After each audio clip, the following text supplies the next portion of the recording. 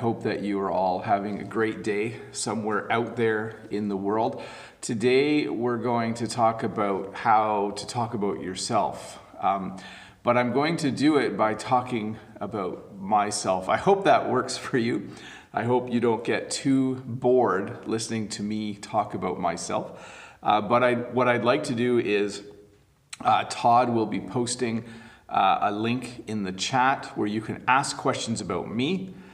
If I'm comfortable answering that question, just checking my live feed, looks like it's working good. If I'm comfortable answering that question, I will answer it about me, and then I will give you some examples about how to ask that question politely in English and how to answer it if you were answering it. So hopefully that makes some sense. Again, I'm Bob the Canadian. You are watching a lesson on how to talk about yourself. This lesson kind of makes me laugh a little bit. Oh yeah, there's a fly, by the way. He's been here all morning. I think this is the same fly that helped teach the other lessons. If you watch my Saturday night lessons, there's usually a kitten, and I guess when I do them from my classroom, by the way, I'm not sure if you've seen my classroom, I guess I get to have a couple of flies with me. Anyways, let's find the first question. What I will do is I will copy the question from my bank of questions or from you, and I will paste them into the chat so that you can read them. So the first question is from Jake. This question actually was asked 7 times overnight. So in my Google spreadsheet, I have the question, how old are you, 7 times. So I will answer it once, and I'm not going to answer it truthfully. I am almost 50 years old. For those of you that have watched my other live lessons, whenever this question comes up, I always say, I am almost 50 years old. You could also say, I'm in my late 50s. If you think that when I say almost 50, that I will be 50 soon, it'll still be a year or two. I'm being mysterious about it. Anyways, when you ask someone in English how old they are, you need to be careful. We don't usually ask someone how old they are unless we know them well and we are comfortable talking to them. It's kind of a private question.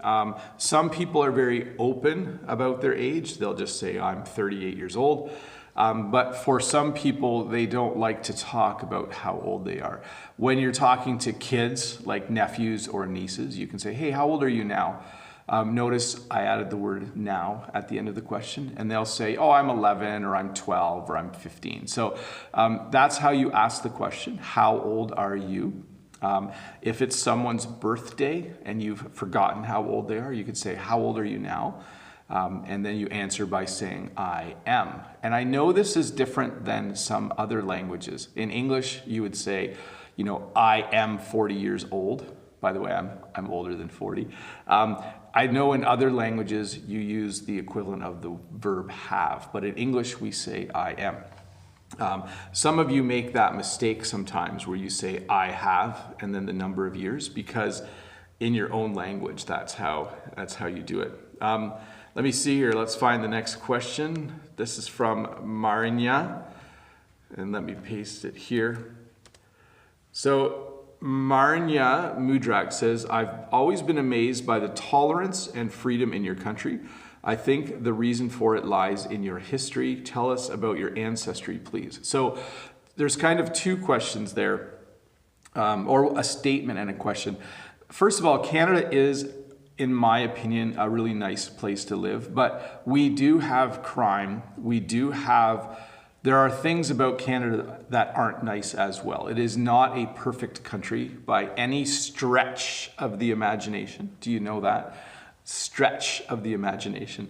But it is, in my opinion, a nice country to live in. I don't know why that is. I think part of it is because generally people have jobs and generally people have money. Not a lot of money, but people have jobs and they're able to support themselves and their families, and I think that helps. We do have problems in Canada, though, and we are working on them. So we're not a perfect country. Second part of it was tell us about your ancestry. So my ancestry in particular is interesting because my grandparents, both on my mom's side and my dad's side, came from Holland. They came from the Netherlands. So I am someone who was born in Canada, but my grandparents immigrated from Holland. So that's why a lot of the people who watch this, watch my English lessons from Holland often say I look Dutch. So I have Dutch heritage. That's the answer to that question. Hopefully you find that interesting. So again, if you were to ask someone else about this, or if you were to answer this, if someone asks, hey, where is your family originally from? So in Canada, which is a country of immigrants, almost everyone in Canada, except for our native people, are immigrants. You generally, if you say to someone, hey, where are you from? They'll say, oh, I'm from Hamilton, or I'm from Toronto. But if you say, hey, where is your family originally from? That's asking them, oh, did your grandparents immigrate from Spain? Did your grandparents immigrate from the Bahamas? So that's how you would ask that question. Hey, where is your family originally from? It's a great question, and it's often a topic of conversation. Next question is from Druss. How tall are you? I think we talked about this one last week. I think I'm 5'10" and a little bit in feet and inches, and I think someone last week converted that and said I'm probably 179 centimeters tall. So again, this is a question where it's not a common question that you would ask someone. So if you're having an English conversation and you say to someone, hey, where are you from? Oh, I'm from Toronto. And if you were then to ask, how tall are you? That would seem odd. It's not a question that we ask very often. But anyways, if you have questions, please remember that there is a chat over there. So if you see the chat, look for the link from Todd, and you can use that to ask me a question. By the way, thank you for being here, all of you who are watching. I see some questions in the chat. Let's try to get those questions into the Google Sheet so I can see what you are asking. Next question. Chris says, do you see everything through rose-colored glasses, or are you a pessimist? Oh, so that's the first question. So rose-colored glasses, if you see everything through rose-colored glasses, it means that the cup's always half full. It means that you always look at the positive side of things. And if you are a pessimist, it means you always think the cup is half empty. I don't know if you're familiar with that, but when you have a cup that has this much liquid in it, if you think the cup is half full, you are an optimist. If you think the cup is half empty, you are a pessimist. So I'm generally an optimist. I generally think positive things. I usually wake up in a good mood. Most days I wake up in a good mood. And then the second question there, I have to scroll back. Are you a night owl or an early bird? I am not a night owl. A night owl is someone who likes to stay up late. I do not like to stay up late. I definitely get up early in the morning. So those two questions are great, though. If you are having an English conversation, it's great to say to someone, so hey, are you an optimist or a pessimist usually? Or it's great just to say, in a conversation, you could totally ask someone, hey, are you a night owl? Like, do you stay up late, or are you someone who likes to get up really early in the morning? Totally great conversation topics if you are having a casual conversation with someone. So great questions, Chris, thank you. Irina asks a very deep question here. Irina says, what is your life philosophy? So when I say this is a deep question, what I mean by that is that if you say to someone, hey, do you like coffee? That's a very light question, right? Very easy to answer question. You say yes or no. But if you say, what is your life philosophy?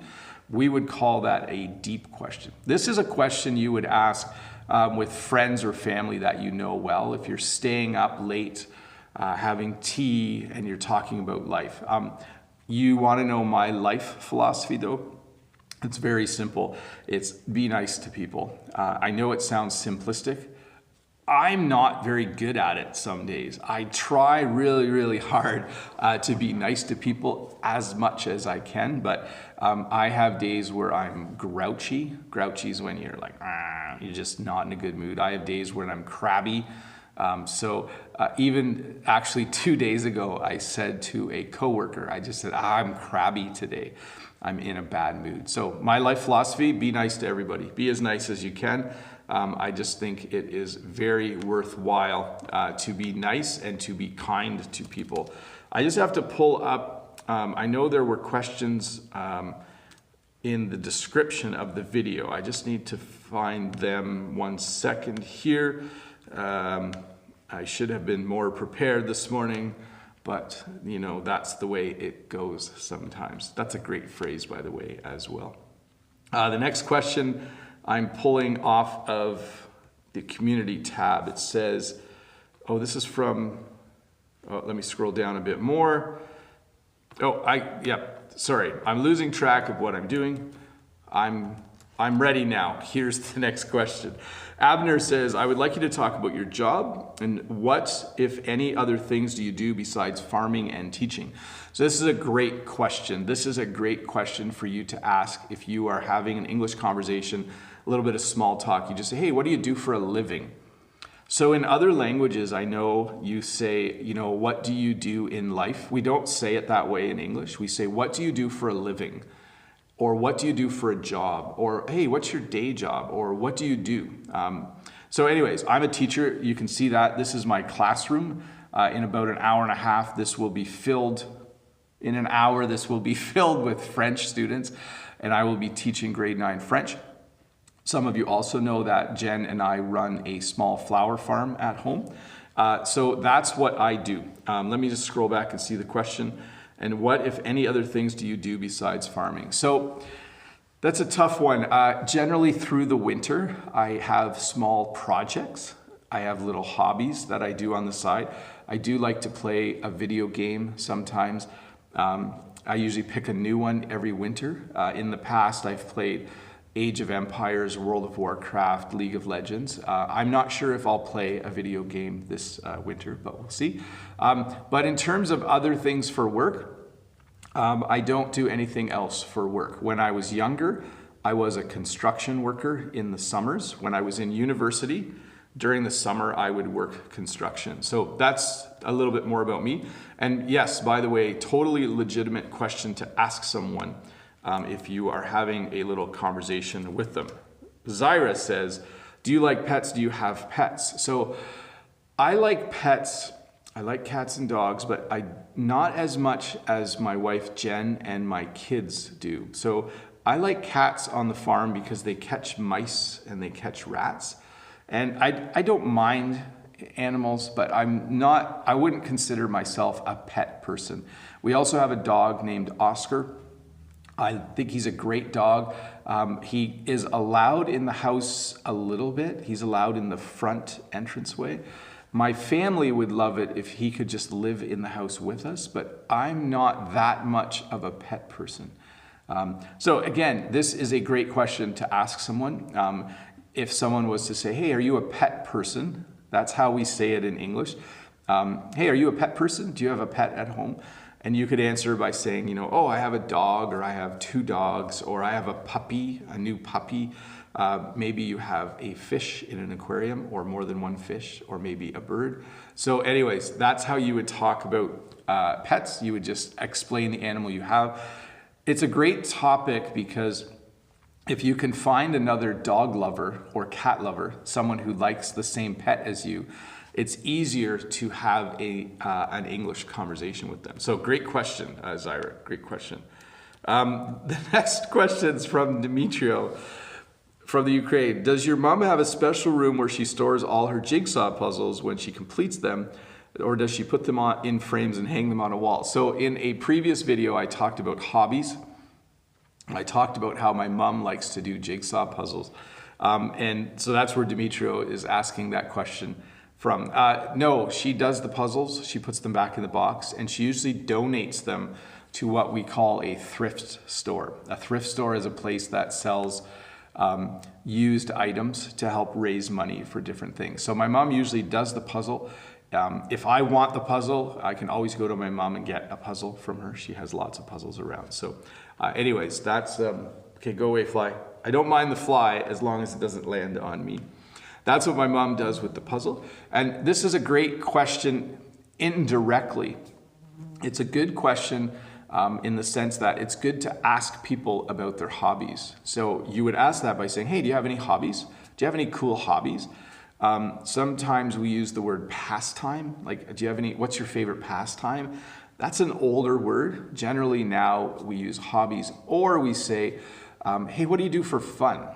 And you could answer by saying, you know, I play tennis, or I like reading, or I like shopping. So what do you like to do for fun is probably the most common way to ask someone that question. Next question from Ellie says, hey, I know you are super busy every day. What do you do in your free time? See you soon. So I read in my free time and I watch YouTube videos in my free time. I think because I like to make YouTube videos, I have a few different YouTubers. That's the word for someone who makes YouTube videos, YouTuber. I have a few YouTubers that I am subscribed to and I like to watch their videos. And I do like to read, and I like to watch British crime drama television shows. Right now I'm watching The Capture, I think it's called, and I'm watching A Confession. Both two brand new British shows, very cool. If you have BritBox, you can watch it. It's an online service. So anyways, that's what I like to do. And I'm busy, but not too busy. I mean, I like to be busy. I don't like to sit around. So that helps a lot. Let's see here. And then Ellie says, this is a second question, no problem. What is the hardest thing about teaching English? I think the hardest thing about teaching any language is when you have to correct other people's sentences. So I find it very enjoyable to talk to you via a live lesson. I find it very enjoyable to make the videos, but I find it difficult, one, to answer all the comments now because there are so many, and then number two, I find it a challenge to, it takes time to correct people's sentences. Sometimes they ask me to correct their sentences, and I don't have a lot of time for that. There's just too many people now, so I would say that's the hardest. Vivian Epstein has the next question. She says, what do you do on the weekends with family or friends? So generally on the weekends right now, Jen and I on Saturdays, we work. Okay, so we have a lot of flowers to cut and process. On Sundays, we crash. I'm not sure if you know what that means, but on Sundays, we try to get a nap in. We try to catch up on sleep. Sometimes on Sundays, we prepare food for the rest of the week. So we will fry up meat and freeze it because we are really busy right now on the flower farm. So we use the weekends to kind of recharge, to regain our energy. So that's what I do on the weekend. I want to stop and just say hi to everyone in the chat. I know there's so many of you there, 434 people watching right now. That's very awesome. If you're new here, don't forget to click that red subscribe button. It's so good to subscribe. I do a new video every Tuesday, live lesson like this every Friday morning, live lesson tomorrow night. If you have questions about English, this is the place, or tomorrow's live stream is the place to ask those. So just a little break there to kind of fill you in. Let's see here, Marco. Okay, this is not, we're gonna skip this one. Katerina says, what makes you happy? My kids make me happy. When my kids are successful, that makes me happy. So when they get a good grade on a test, when they do a really good job, if they are acting in a play, when they play piano at a piano recital, even if they just are really good at a computer game, I'm proud of them, so that makes me happy. It also makes me happy when lots of people watch my YouTube videos. It sounds silly, but that makes me really happy. And then just spending time with my wife, Jen, is probably the biggest one. That makes me really happy. It's fun to get away and do fun things, go on little holidays. We don't do it very often because we are very busy people. I think when you have 5 children, you tend to be quite busy. You tend to work a lot because you need money to feed them. You tend to work a lot because you need money to support their hobbies as well, and all those things. So that's the answer to that question. It's a great question, though. It's a little bit of a deeper question. If you were having a conversation with someone who you just met, I'm not sure I would ask them what makes you happy. It's a very personal question, right? Or what makes you sad? That was the second part of the question. Generally, you would be asking questions that are a little lighter, like the question like, hey, what do you do for fun? Or where are you from? If you meet someone somewhere, like at a work meeting or something like that, you can ask questions like, where are you from? Do you have kids? That's a fair question to ask. So, and the second part, what makes me sad? I think the same thing that makes everyone else sad in life, and that would be loss. When you lose someone, and I don't want to talk about that too much, but yeah, that's what makes me sad in life. Let's go to the next question. Let's see here. This is not really, Fatma says, I need to learn English. My language isn't very good, but I don't have money to take courses. Can you help me? So all I can do is I can make videos and try to answer your questions, Fatma. I'll try to do that as best as I can. But you live in a great time to learn English. So look for every resource you can find. Finish Duolingo to the end if you can get that app. Watch lots of YouTube videos to help with English. Rakhan, next question. Rakan Rashid says, what's your favorite job? So I'll be honest, when I was younger and I was a construction worker, I really enjoyed building things. What I didn't enjoy was building things in the winter. So there's a good chance I might have become a construction worker if there was no winter in Canada. I liked cutting wood and building walls and building houses. It was super fun. And when you were done, there was this building that you helped build. And I really, really enjoyed that. So there's a good chance that I would have been a construction worker if there was no winter. When it's minus 20 Celsius and you're trying to hammer in nails and your fingers are freezing, you quickly learn that it's not something that's enjoyable for you. Okay, let me find another question here. Let's see here. Next question is going to be from Just 1 Minute. Let me copy this one and paste it. Just 1 Minute says, hi Bob, what's your idea of a perfect day and what's the best part about living in Canada? So the best part about living in Canada is that healthcare does not cost money. I mean, we pay for it in our taxes, but healthcare doesn't cost money. If you want to have a baby in Canada, there's no charge to go to the hospital. If you need heart surgery, you don't get a bill and have to pay money at the end. And a perfect day for me is a day where I have nothing to do that day, and hopefully I can go somewhere with Jen and the kids. That would be a perfect day for me. So Saturdays are often a perfect day for me where I don't have anything on my schedule for the day. And that's a great question, by the way. If you're in a language learning group and you're looking for questions to ask people, that's a great question. Hey, what's your perfect day? Describe your perfect day. It's great. You should all answer that question. You should write out an answer on paper because it helps you talk about yourself when you ask someone that question. So great question. I love it. Let's see here. This is from Caro. Hi, Caro. I taught someone named Caro once a while ago. Hi, Bob. What is your favorite typical Canadian dish? So pizza is not a typical it's not originally a Canadian dish, but pizza is my favorite food, 100%. I like pizza. I just had pizza last night. It was really, really good. I love pizza. So there are other typical Canadian dishes like back bacon on a bun. Some people in the world call it Canadian bacon or poutine. I like those as well, but pizza is my #1 favorite food. So, and that's a great question.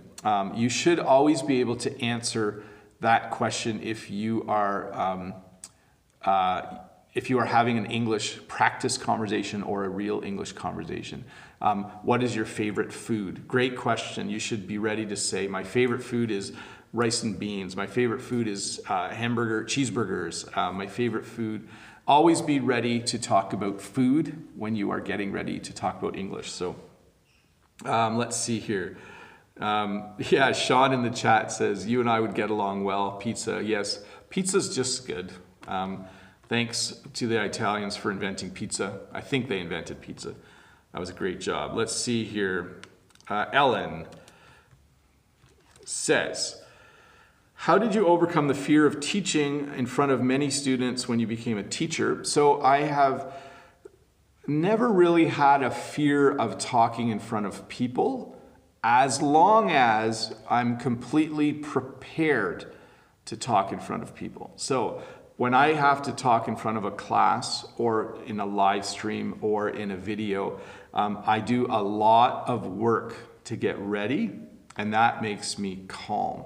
So I'm not saying that I'm not nervous to talk in front of people, but I prepare as best I can so that I'm not nervous. So that really helps. And then how long did it take me to become fluent in French? So I am still working on my French, and I took French from grade 1 to grade 12. So I had French like 30 minutes per week for 12 years. So that gave me a really good knowledge of French vocabulary and a little bit of grammar. But I really didn't become fluent till I lived in Quebec City for about 9 or 10 months. So you really need that. When you get the experience of living in a different language, that really, really helps you become fluent for sure. Let's see here. Next question. Remember, guys, if you have questions, okay, there's the fly again. If you have questions, please use the message in chat. Please don't spam the chat with a question over and over again. That just doesn't help any of us. So Henry from Taiwan. Oh, this is a great question. Henry from Taiwan says, in a business meeting, how do I introduce myself briefly to impress the participants in the very beginning? Thank you so much. That's a difficult one because it depends on who's in the meeting.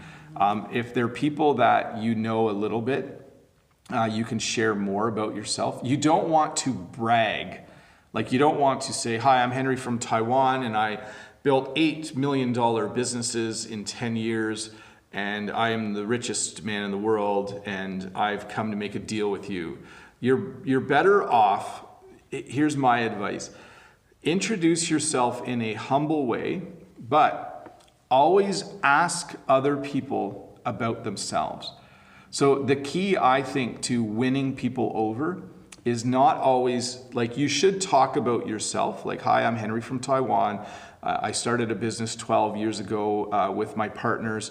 And we now sell automotive parts around the world. Our sales are now in the millions. You can brag a bit, but the real key to impressing people is to ask them about their lives. So if you have a meeting and you introduce yourself, as soon as there's a coffee break or a time to talk, you need to engage with other people and ask them about their lives. That's the best way to do it. I think that's universal around the world. Roman from Russia. Yeah, this is a new thing in the world, Roman. I have a question, Bob. Why do you say give me a thumbs up? Because thumbs is plural and it doesn't mean one. So this is just a weird thing on the internet. So I'm putting a thumb up. I'm putting 2 thumbs up. But on the internet, there's a single thumb. But in English, we say give me a thumbs up. We don't say give me a thumb up. We should say give me a thumb up, but we don't. We say, give me a thumbs up. And it's technically, grammatically incorrect, but we're probably gonna keep saying it. Let me clean up my questions here, folks. I got quite a few. Get rid of those. Okay, let's see here. This is from Simon. Can you share some good, attractive? Oh, this is a good one. Hi, Bob. Can you share with me some good adjectives to talk about a person's personality in an interview? So if you're talking, let's just talk about ourselves, okay? If I was to describe myself, I would say that I'm kind. Would I describe myself to someone else that way though? Probably not, because it sounds arrogant if you say that you're kind. You would usually say, I try to be kind. But okay, so if we're describing someone else, here's some good ones. I would say, I know him really well. He's hardworking. He's always on time. His work is done really well. So you would praise the aspects of the person if it was for work. Praise the aspects of the person related to work. You would say, I know these aren't adjectives, I'm using phrases to describe someone, but you know, he's a kind person, he's always on time, he does great work, he's fun to work with, or he's a great person to work with. Those are all ways to describe someone. So don't want to spend too much time on that one. Ellen has the next question, which is related, by the way. In your opinion, what things should I have to tell to appeal to employers? So the same things. You want to make sure they know that you are someone who will be on time. In North America, it is important to show up. It is important to be on time and to be a timely person. I know around the world, different countries approach timeliness in a different way. And some cultures and countries are a little more relaxed. In North America, we are not relaxed about time when it comes to work. If you have a job, you need to be on time. If you take a break at work and it is 10 minutes long, you only take 10 minutes. If you have something else to do that day instead of work, you still go to work. So I think we have a very strict view of time when it comes to your job. So often employers are looking for people who are on time, who don't take a lot of days off for no reason. People who show up every day a little bit early for work. So we have a saying in English, for work, 5 minutes early is on time. So anyways, so here we go. Let's go to the next question. I see questions in the chat. Again, please post the questions via the form. Let's see here. I'm just scrolling through. Let's see, I'm having trouble finding the next question. Some of the questions are about English, and I'm going to save those for tomorrow night. You can ask them there. So Gabo says, hello Bob, thanks for your effort and time to help us. If it's okay to ask, where are your roots? Or where is your family originally from? That's the best way to ask that. So again, my family is originally from Holland. I, though, was born in Canada. I was born very close to where I live. I was born in a town that's close to currently where I live, and I am a Canadian citizen. My parents came from Holland as well as children, so they immigrated. So I'm not sure who's yelling. I asked a question 10 minutes before, but still my question is not coming. You just need to be patient, okay? There are a lot of questions in the list, and I go through them in order. And there's a possibility that I just might not get to them. There's actually a good chance I will not, because I have 72 more questions and we only have 10 minutes to go. So I know for some of you, you get a little impatient because I don't get to your question fast, but I am just doing this as quickly as I can, and I'm just trying to get through them as I can. I see some of you repeatedly posting questions in the chat. Please, you just need to be patient. You just need to enjoy this lesson for what it is, and I'll try my best. It's all I can do. I appreciate all of you here, but please just ask via the form. There's a chance I won't get to it. Maybe I'll get to it next time, but I do feel bad about that. The live chats were a little easier when there were fewer people. So anyways, let me find where I was. I think I lost my spot there.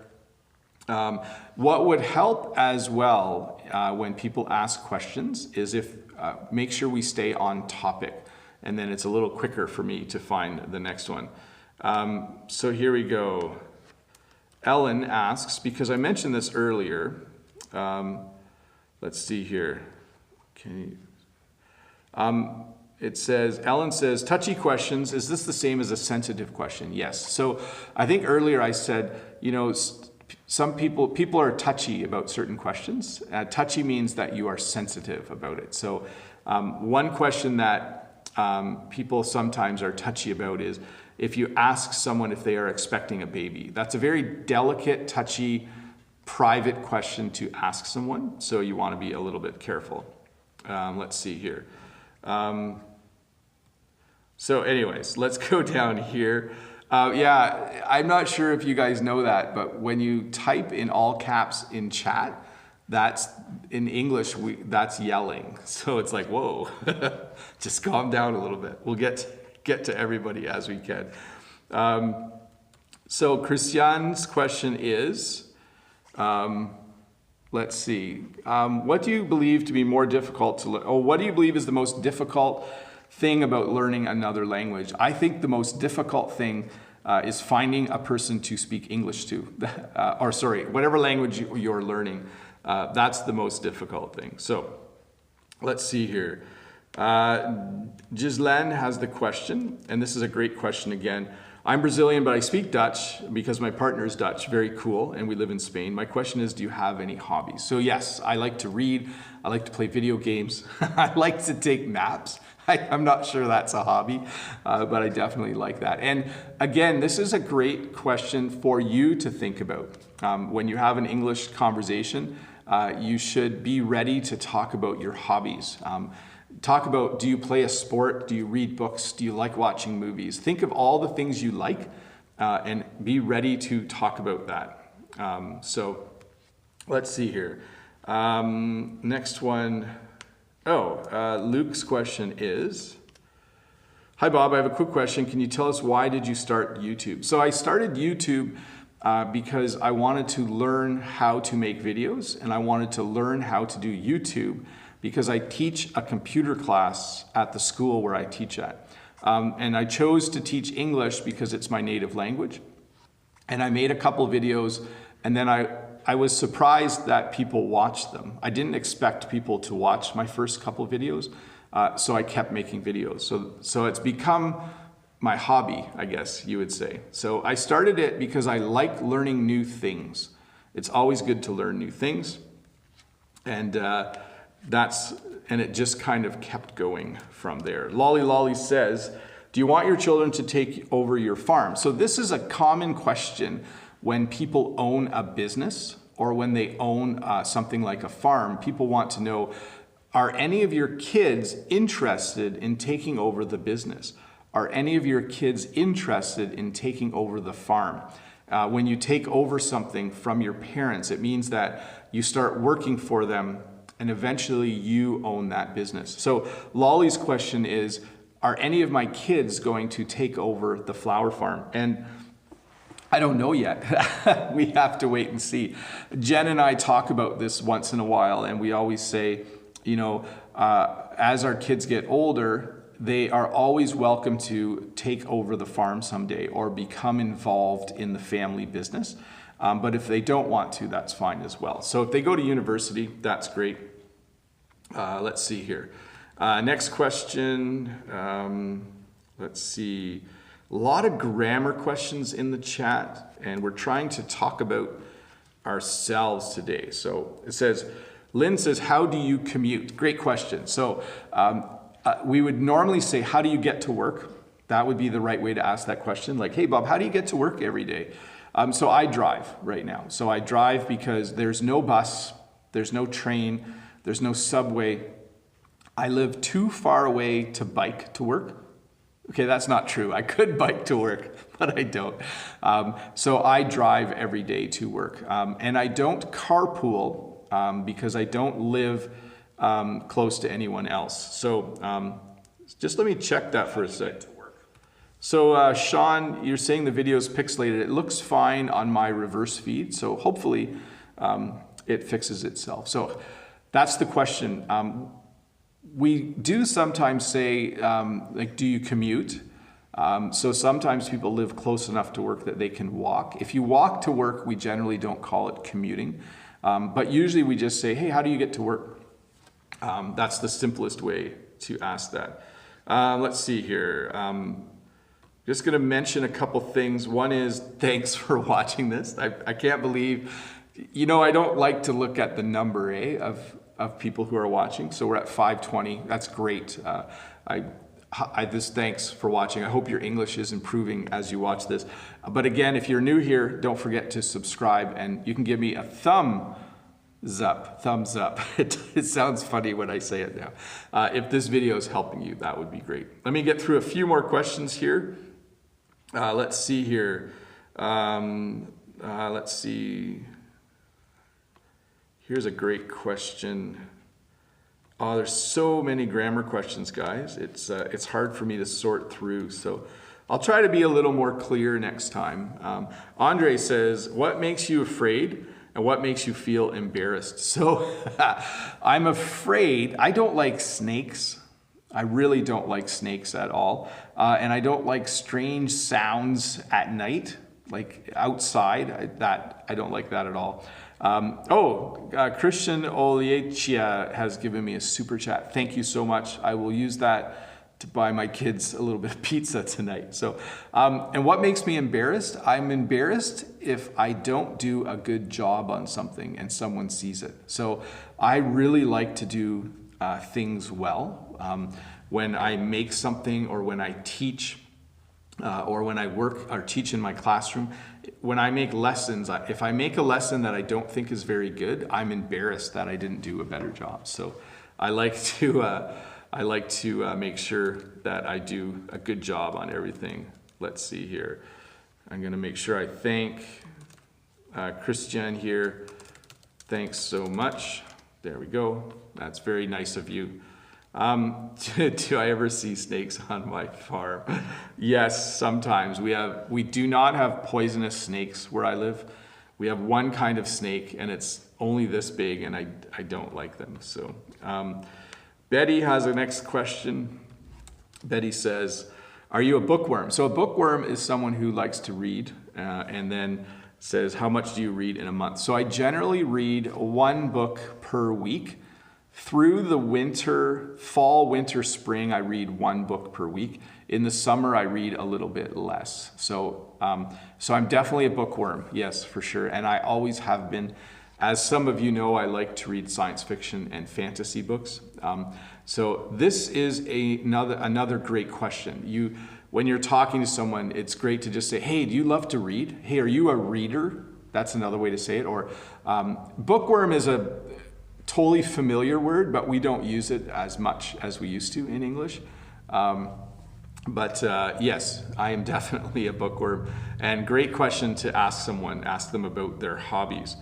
So Narita has the next question and says, how do you ask someone about their educational qualifications? So in Canada, when you apply for a job, you need to submit a resume, what some of you call a CV in your language.